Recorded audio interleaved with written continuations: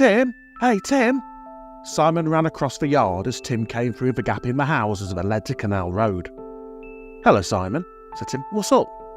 Jess can't come tonight, said Simon. She's got flu. She'll have to stay in bed, but I'm all right, I'm coming. Don't you think we'd better call it off till Jessica's better? Tim said. Aaron's away too. Jess doesn't mind if I go, said Simon. She says she'll be all right, and I've been looking forward to it all week. Tim had promised to take Simon and Jessica out that night. Captain Jory, one of the hidden people, was running a load of goods down the canal to Hollow Hill. He had told Tim that the three of them could go with him. An old black barge was already tied up to the canal bank just below the bridge, ready to start as soon as the moon came up. Won't they miss you? Asked Tim. Simon shook his head. We don't start till nearly midnight, do we? He asked. Uncle Joe and Auntie Lizzie are going out. They always go out on Saturday nights, but it wouldn't matter even if they were in. They never come up and see us once we're in bed. Well, all right then, if you're sure, said Tim. We'll be away 3 or 4 hours. Tobias will bring us back from Hollow Hill. Simon gave a little jump of excitement. Tobias, the cat, was one of the hidden people, and he could fly a broomstick. If Tobias was going with them, it meant they would fly. Where shall I meet you? Asked Simon. I'll come and pick you up from your bedroom window with Tobias, said Tim. We'll take a broomstick, and if Tobias is with us, he'll make sure we're invisible. Do you mean that no one will be able to see us? Asked Simon. The hidden people will be able to see you all right, but not ordinary folk, said Tim. Didn't you know Tobias's magic is so strong that he can always make you invisible to ordinary folk when he wants to? Can Sebastian? Asked Simon. Sebastian was Tim's cat. No, said Tim. Sebastian can fly the broomstick, but his magic isn't nearly as strong as Tobias's. That's why Tobias is coming tonight. No one must see us on that barge. You be ready just before midnight, you'll see. Simon gave another little jump of excitement. Then he ran off back to the house where he lived with his uncle and aunt and Jessica, his sister. Tim went over to the house opposite Simon's where he lived with his Aunt May. Aunt May had a bedroom in the basement and Tim had his in the attics, with lodgers living in between. He shut the front door behind him and went down to the kitchen blowing on his hands.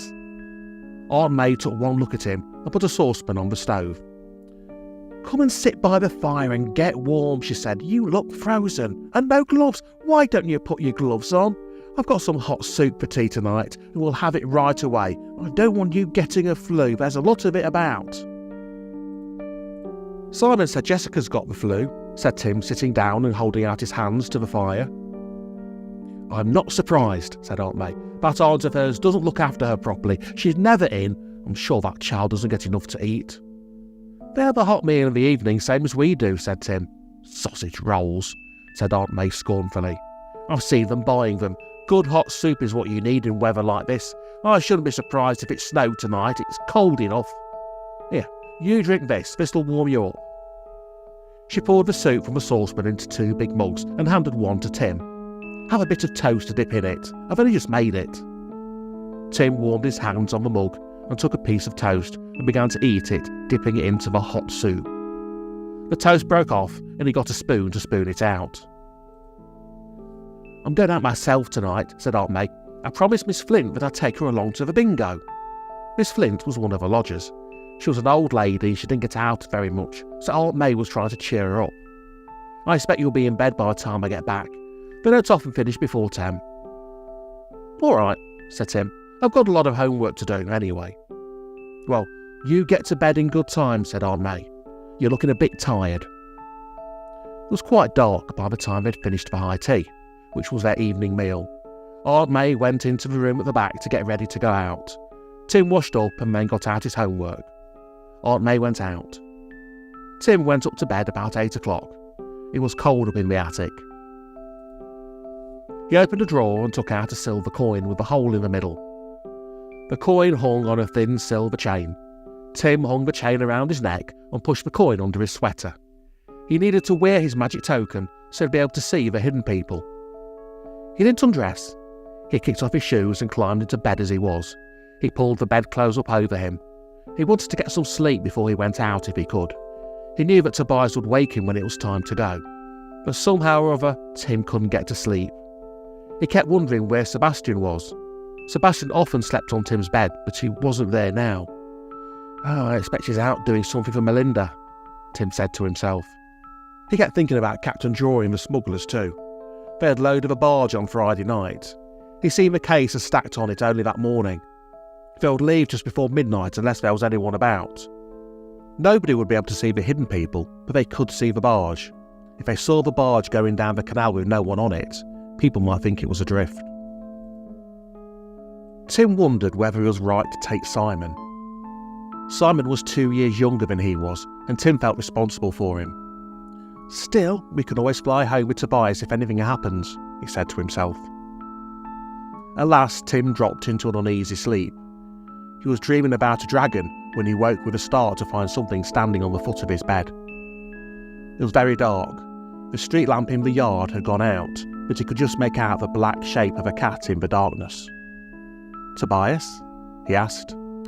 He struck a match and lit the candle on the table by his bed. The candlelight shone on Tobias's black fur and bright green eyes. The window was wide open. Tim shivered as he felt the cold air. "Hello, Tim," said Tobias. "Are you ready? Captain Jory's just leaving." "Just a moment," said Tim. He scrambled out of bed, put on his shoes and picked up his anorak. He pushed his arms into it, grabbed his gloves and went over to the window. "We've got to pick Simon up," he said. "Jessica's not coming. I said we'd pick him up from his bedroom window. That's the one at the back. It looks out over the canal." "All right," said Tobias, "but be quick." He jumped onto the windowsill and then outside. A broomstick was floating in the air level with the sill. Tobias landed on one end. Tim blew out the candle. He climbed through the window after Tobias and settled himself on the broomstick. "All set, Tobias," he said. Tobias waved his tail and the broomstick moved out over the yard. Tim looked down. The moon was hidden behind the clouds and there was very little light. For a moment, Tim thought he saw someone outside a house in one corner of the yard, but then he saw it was just the white for sale sign. The notice had been up for weeks. Tim peered down into the darkness. There was no one below. The broomstick swept up over the roofs of the houses opposite and came to a rest outside Simon's bedroom window. The window was open and Simon was there looking out. "I'm all ready," he whispered excitedly, beginning to climb onto the sill. "And with my silver coin." "Have you got your warm things on? It's as cold as Christmas out here," said Tim, shivering a bit. "I've got my anorak on, and my scarf," said Simon. "You'd better have gloves," said Tim. "Your hands will get frozen hanging onto the broomstick." "I've got my gloves in my pocket. I'll put them on as we go," said Simon. He slid onto the broomstick just in front of Tim. Tobias waved his tail and the broomstick moved off. Simon pulled out his gloves. He pulled one on, but he fumbled with the other. It slipped out of his hand and into the darkness. "Blow," he said. "I've lost it." "Let's go down for it," said Tim. "You'll need it tonight." "There isn't much time," said Tobias over his shoulder. "Captain Jory won't be very pleased if we're late." "I'd never be able to find it in the dark anyway," said Simon. "I could put one hand in my pocket." "The glove fell into Mr. Berryman's garden," said Tim. "We can get it on the way back, but you'll be cold." "I'll be all right," said Simon. The broomstick swept down to the canal. The barge was already swinging out across the water. Captain Jory stood at the tiller, and Jack, one of the smugglers, was on the bank, waiting to cast off. Tobias took the broomstick out over the water, and they dropped off it into the barge.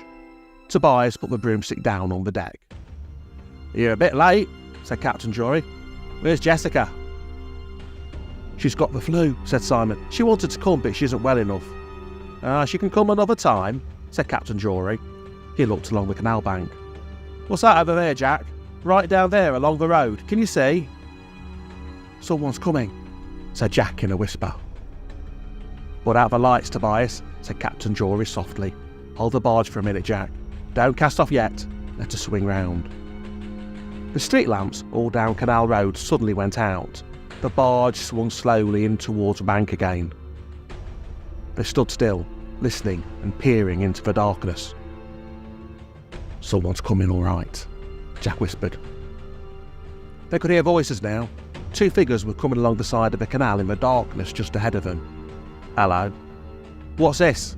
they heard someone say. "Looks like a barge," said the other. One of them switched on the torch. He shone the light onto the barge. "Put that out, you fool," said the other. "Do you want everyone to see us?" Tim took a quick breath. He knew who the two were. Their names were Jim and Kevin, and Tim had had trouble with them before. Kevin was Tim's age, and Jim was his older brother. They had tried once to throw Tim into the canal, but two of the hidden people had helped him. It was Jim and Kevin who ended up in the canal that time. Tim hadn't seen them for a long time. He had heard they'd left town. It looked as if they'd come back. "I'm going on board," said Jim. "It looks to me as if the barge is loaded, ready for the morning. We might find something interesting." He was just about to jump down when Kevin said, "Look out, there's a police car." The police car swung onto the far side of the bridge across the canal. It came over the bridge and turned right away from them. "Better leave it," said Kevin. "They'll be back before long. They always patrol this road. They're bound to stop and look at a loaded barge." Jim hesitated. "I'd hate to miss a chance like this," he said. "You don't want to get caught again," said Kevin. "Not after last time." The moon came out from behind the cloud and shone down on the barge. Jack was standing quite still on the bank, only 2 or 3 meters away from the two boys. Simon held his breath. Jim stared down at the barge. Simon was standing just opposite him. He seemed to be looking straight through him. Simon could scarcely believe that Jim couldn't see him. But Tobias's magic was working well. Jim turned away. Simon softly let his breath go. "You win," said Jim. "We'll go on. We want somewhere off the main road. I'd like to find somewhere before the lights come on again. It's a bit of luck they've gone. If only the moon goes in again. We'll be alright." Jim and Kevin went down the road. "Going into the yard," Simon whispered softly. "Yeah, I wonder what on earth they're after," Tim muttered. Captain Jory waited until Jim and Kevin had gone through the gap in the houses, then turned to Jack. "Cast off," he said. "We'll be gone by the time they're back. They'll think someone was on board after all, or perhaps just came along and moved her." Jack cast off and jumped on board. They moved out into the middle of the canal. "Where's the engine?" whispered Simon. "There isn't one," said Tim softly. "They work all kinds of magic. I don't know how they do it, but it works all right. I've been before." Clouds blew over the moon again, and as they slipped down the canal, Tim and Simon could see the shapes of the houses and factories on each side. It was very cold.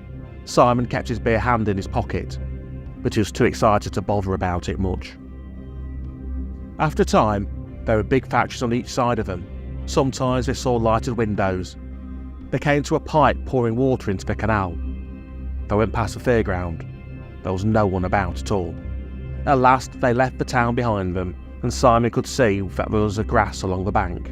He could see trees black against the sky. The barge began to move more quickly. "Not far to Hollow Hill now," said Captain Jory as they passed the farmhouse. "I wonder why they're up." One of the windows of the house shone brightly in the darkness, but as they watched it, the lights went out. "Lock gates ahead," said Jack. "How do they work the gates?" Simon whispered to Tim. "By magic," said Tim. "You'll see. There's no one there this time. Last time 2 people were sitting on the gates. Jack had to scare them off. I bet they never came back," said Simon. Captain Jory laughed. Well, we haven't seen anyone here again," he said. "Not at this time of night." They came to the lock gates. The gates opened for the barge. They moved into the lock, and the gates closed behind them. Water rushed in, filling the lock. Then the gates on the far side opened. They moved on again along the canal. Tim saw an animal trotting along the path on the bank. At first he thought it was a dog, but then the moon came out and he saw that it was a fox. He touched Simon's arm and pointed. Simon caught his breath. "I've never seen a fox before," he whispered. The fox heard him. He looked quickly across at the barge and then turned off the path into the bushes. A big white owl flew up from one of the trees and swept down over the barge. It glided away into the darkness. "I wonder if that's one of Belinda's messages," said Simon. "I'm sure my owl takes messages for her." Melinda, the safe witch, had given Simon an owl. It was a little owl made from a magic ivory, and it came alive in the moonlight. Simon had let it fly several times. It always came back. Simon often wondered where it went. "There's Hollow Hill," said Tim. "They've lit a fire on the hill, look." They could see the flames of a wood fire leaping up in the circle of trees that crowned Hollow Hill. "I hope that's not the witches," said Tim. "No, they've gone," said Jack cheerfully. "No need to worry about them. The hidden people light a fire on Hollow Hill if we're running a cargo." The moon went behind a cloud again. Something that looked like a little white feather drifted down in front of them. Then another came, and another. "Snow," said Tim. "Aunt May said it was cold enough." "She was right," said Simon, dancing about to warm his feet. Soon the air was full of falling flakes. The banks on either side of them began to turn white. "You'd better go back now," said Captain Drury. "You'll be frozen where you stand if you stay here much longer." "We must just see the hidden people come out of Hollow Hill," said Tim. "Well, there they are then," said Captain Drury. "Look." They were almost opposite Hollow Hill now. They could just make it out through the falling snow. There was a light in the side of the hill where the door was open. People were coming out of the door and across the grass towards them. There were women with cloaks wrapped around them. There were men in three-corner hats like the one Captain Drury wore. There were seamen too in stocking caps like Jack, with earrings in their ears. They came running across towards a barge. "All friends of yours," said Captain Drury. "But you'd better go now. There's nothing more. We've just got to carry all the stuff up to the hill. Come and see us another time when it's not so cold. Are you ready with that broomstick, Tobias?" Tobias jumped onto one end of the broomstick and floated it just above the deck. "Come on, Simon," said Tim. "We'd better go back." "Can we fly over the hill?" asked Simon. "I expect so," said Tim. "Can we, Tobias?" "I'll take you if you come now," said Tobias. "But you'd better be quick if you don't want to walk home. I don't like being out in the snow." Tim and Simon sat on the broomstick. "Thanks for the trip, Captain Drury," said Tim. "It was fantastic," said Simon. Captain Drury waved his hand. "Come again in the summer," he said. Tobias waved his tail and the broomstick flew up across the canal, over the heads of the hidden people. They looked up and waved as Tobias flew the broomstick swiftly towards Hollow Hill. Tim thought that Tobias would be in a good mood in spite of the snow, or he would have taken them straight home. They swept up into the air and over Hollow Hill. Tim and Simon looked down and saw the fire below them. It was in the ring of trees right on the top of the hill. A boy was beside it, and he looked up and waved as they flew by. "There's Jared!" cried Simon. Jared was one of the hidden people. Jessica had rescued him from the wild witches. Tim and Simon waved back. Tobias turned the broomstick. They circled the hill and then headed back towards town.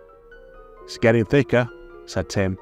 The snow was driving into their faces, and they could see very little below them. "We'll have a great time tomorrow, making snowballs," said Simon. "We could go tobogganing if we had a toboggan. Jess and I used to have one, but I don't know where it is now." Tobias flew lower. They could make out the black water of a canal below them, with white banks on either side. Soon, they were over the town. Simon did his best to keep his hand in his pocket, but it still felt very cold. Even the hand with a glove on it was cold. They saw the police car below them moving slowly along Canal Road. The snowflakes were lit by the car's headlights. The whole air seemed full of snow. Tobias swung the broomstick across the road and brought it up to Simon's windowsill. "Careful," said Tim. The windowsill was thick with snow. "Oh, it's cold," said Simon as he clambered in. "Thanks, Tobias. See you in the morning, Tim." "Good night," said Tobias. He lifted the broomstick up and over the roof of the house.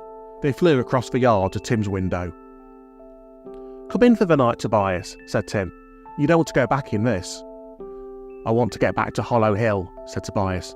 "They'll have a feast tonight with all the stuff that Captain Drury bought." Tim climbed in at his window. "Thank you for the ride anyway, Tobias," he said. "It was great. I'm sorry you've had the snow. Good night. Have a good feast." "I will," said Tobias. "Good night, Tim." He flicked his tail and the broomstick disappeared into the falling snow. Tim shut the window. It wasn't snowing as hard as it had been. The streetlight in the yard came on below. Tim looked down.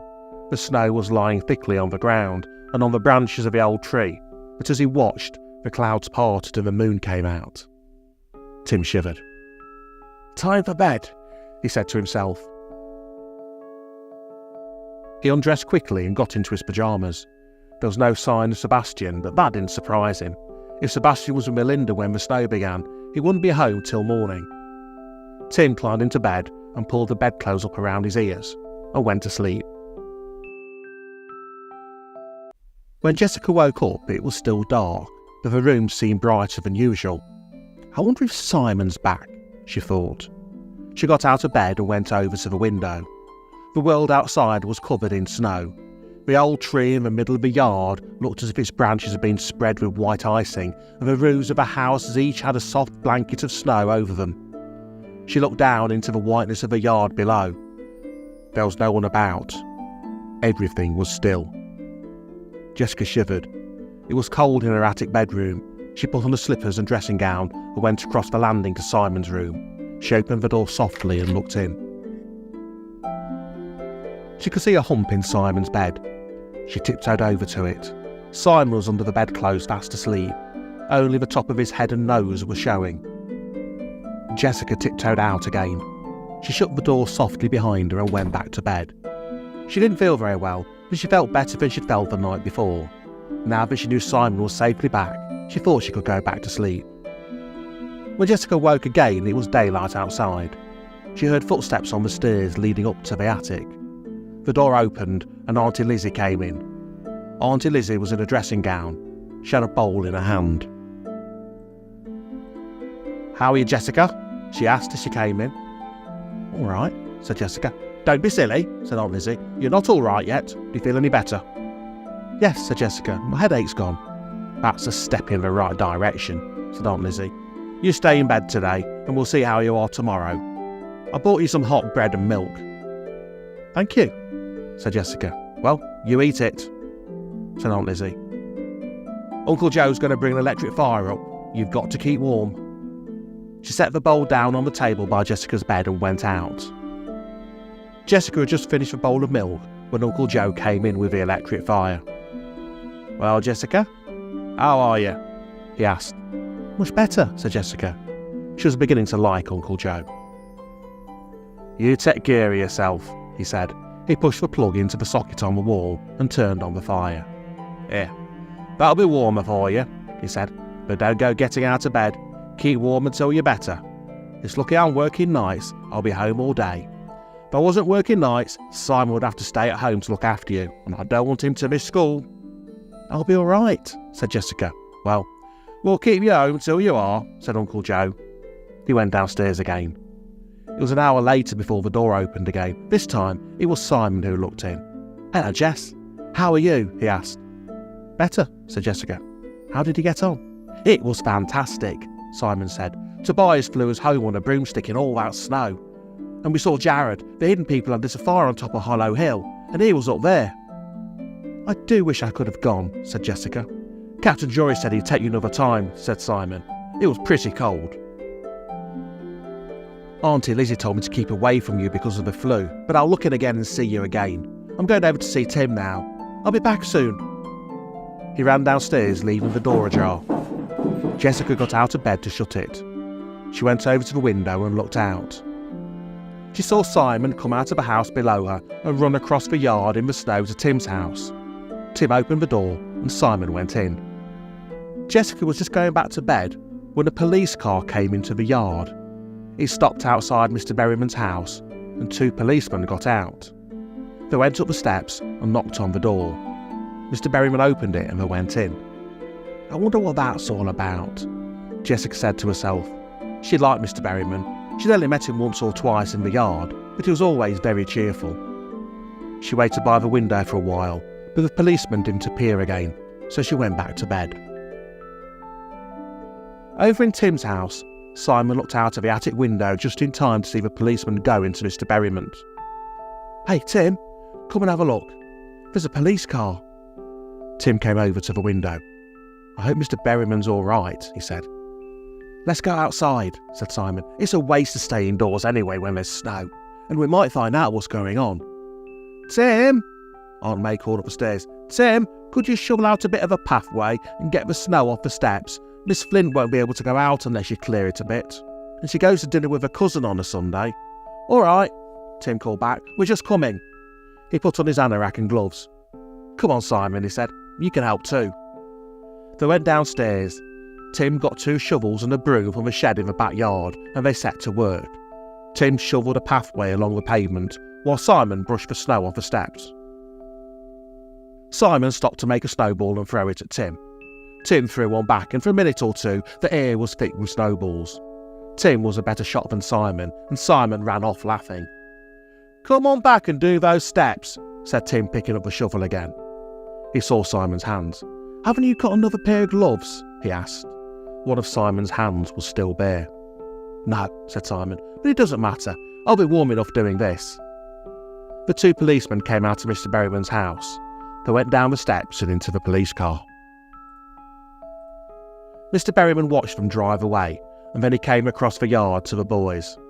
"Hello, Tim," he said. "I suppose you didn't see any strangers prowling around in the yard last night?"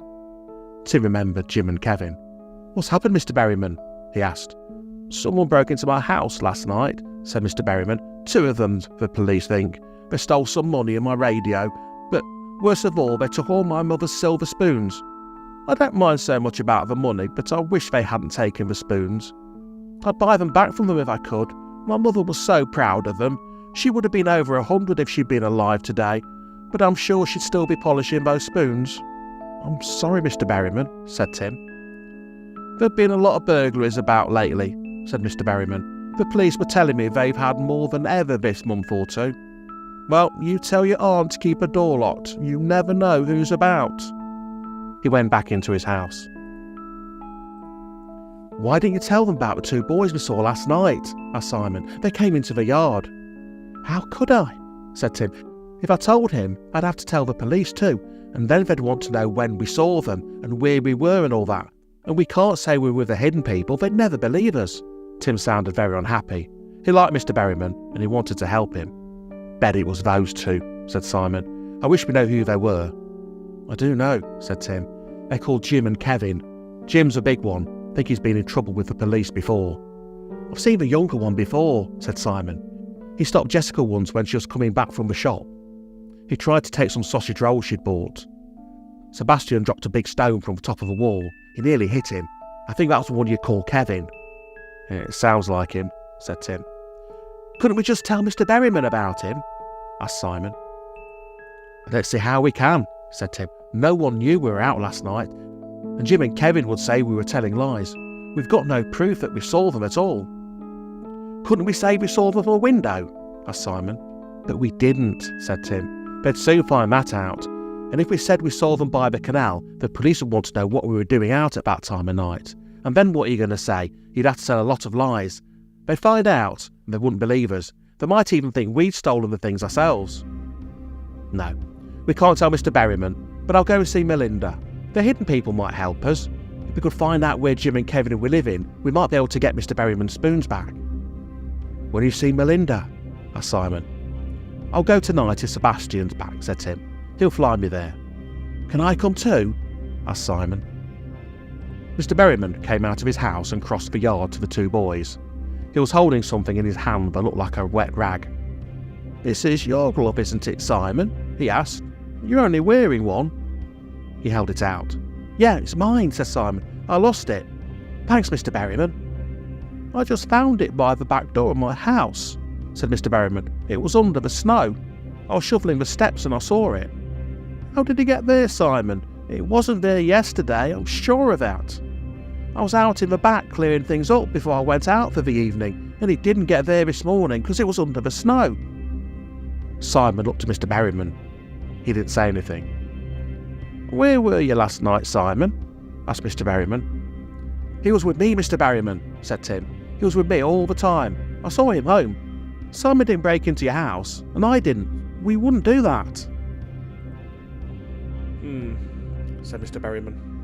"No, I believe you wouldn't, Tim. I've known you a long time. Well, perhaps you could have dropped it in the yard, Simon. Perhaps somebody else left it at my back door. That's possible. Are you sure you didn't go into my garden when you were playing?" Simon shook his head. "I didn't, Mr. Berryman. Really, I didn't." "All right," said Mr. Berryman. "You'd better take your glove and get it dried." Simon swallowed. "Thanks," he said. He took the glove and Mr. Berryman went back to his house. "You'll have to stay at home tonight," said Tim. "If anyone finds out you weren't there, you'd be in real trouble. I'll go and see Melinda." "All right," said Simon. "Do you think he'll believe me?" "I think so," said Tim, "but he doesn't know you very well yet. We'd better make sure you stay in for a bit." Sebastian came in at tea time as Tim sat in the kitchen eating eggs and bacon and chips with Aunt May. Sebastian rubbed himself against Tim's leg and mewed loudly. "You'd better give him some supper," said Aunt May. "He's been out all night, if you ask me. He must have been nearly frozen in all this snow." Tim got up and picked up Sebastian. Sebastian's paws were very cold, but he didn't want to be stroked. He wanted his supper. He struggled out of Tim's arms and mewed loudly. Tim set Sebastian's plate down by the fire, and Sebastian ate his supper as if he hadn't had anything to eat for a week. "I don't know how that cat manages to stay so thin when he eats so much," said Aunt May. "Just look at him." Sebastian was clearly eating his supper in record time. When he'd finished, he sat down by the fire to wash himself. As soon as he'd helped Aunt May to wash up, Tim went up to his room. Sebastian trotted up beside him. Tim went over to the window and looked out. It was a clear night. Down in the yard, the snow sparkled in the lamplight. "I want to see Melinda tonight, Sebastian," said Tim. "It's very important. Could you take me there?" "Oh," said Sebastian. He rubbed himself against Tim's legs. "Do you think it's too early to go now?" asked Tim. Sebastian ran to the door. Tim let him out, and Sebastian ran off downstairs. A few minutes later, he was outside the window riding a broomstick. Tobias was sometimes in a bad mood, but Sebastian was always ready for anything. He was always so cheerful about it too. Tim checked that he was wearing his magic silver coin. He put on his anorak and his gloves and climbed onto the windowsill. He looked down. There was no one in the yard below, and no one watching from the windows of the houses. Tim slid onto the broomstick. "All right, Sebastian, off we go," he said. Sebastian waved his tail, and the broomstick climbed steeply upwards over the roofs of the houses. It was clear Sebastian was going to fly very high. Tim thought that was wise of him. It was much earlier than usual for one of their journeys. There were still people about in the street below. They left the town behind them. Tim saw the lights of the cars on the road and the dark line of the canal below them. The fields were still white with snow. They left Hollow Hill behind them. At last, Tim saw Piper's Wood ahead. The broomstick was coming down. There was the little bridge over the canal and the lane and Melinda's cottage. Sebastian took the broomstick right up to Melinda's front door and held it steady. Tim got off, Sebastian jumped off, and the broomstick dropped to the ground.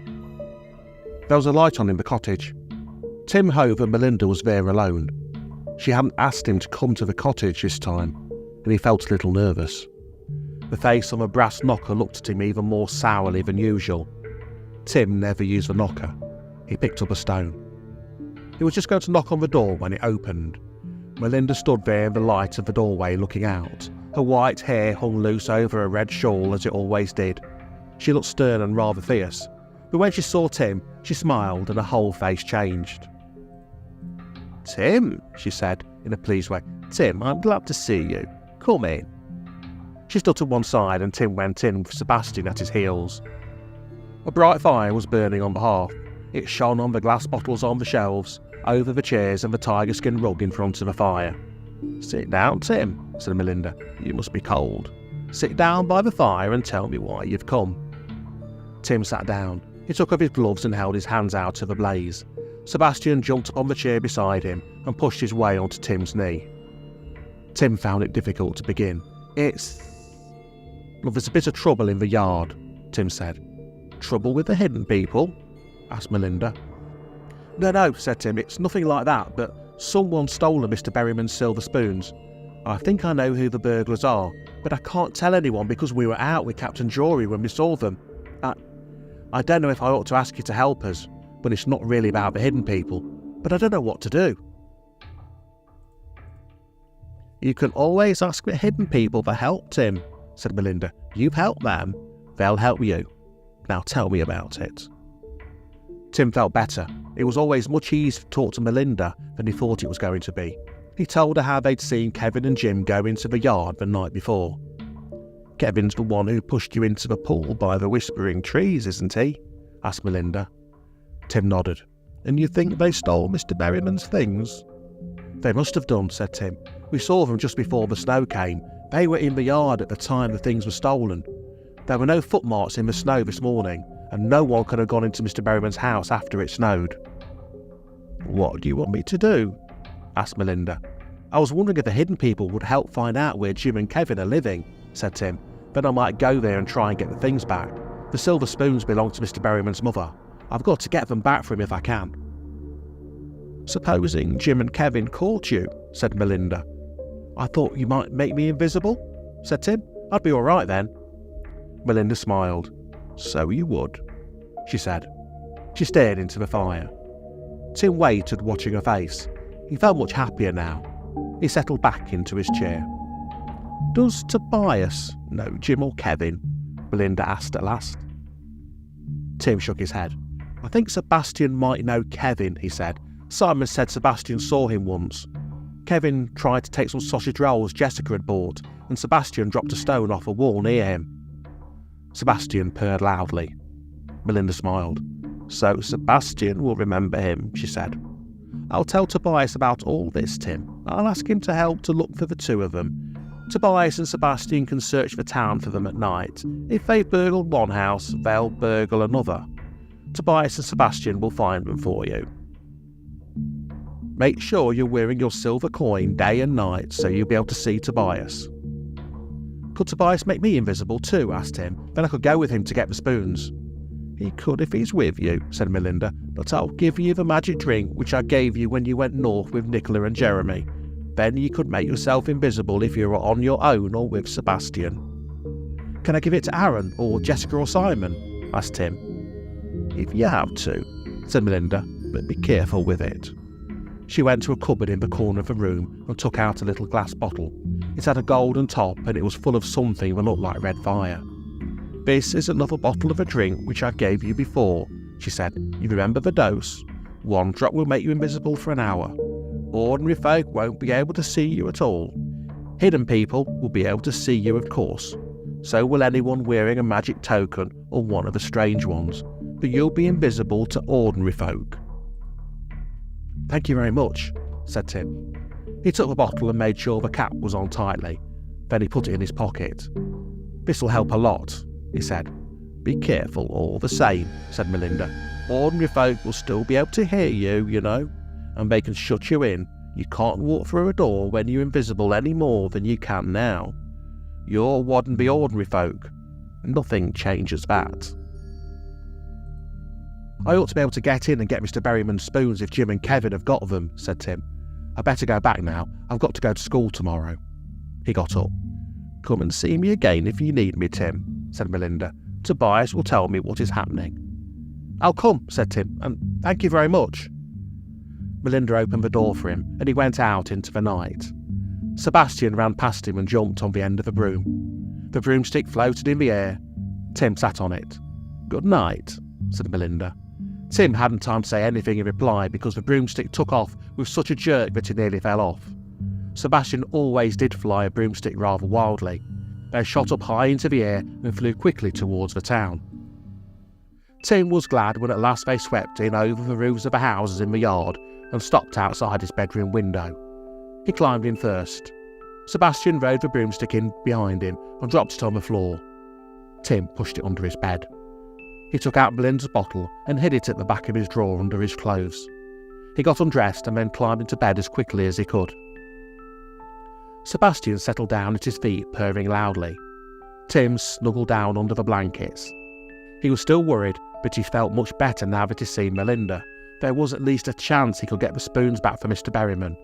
He pushed it all out of his mind and went to sleep.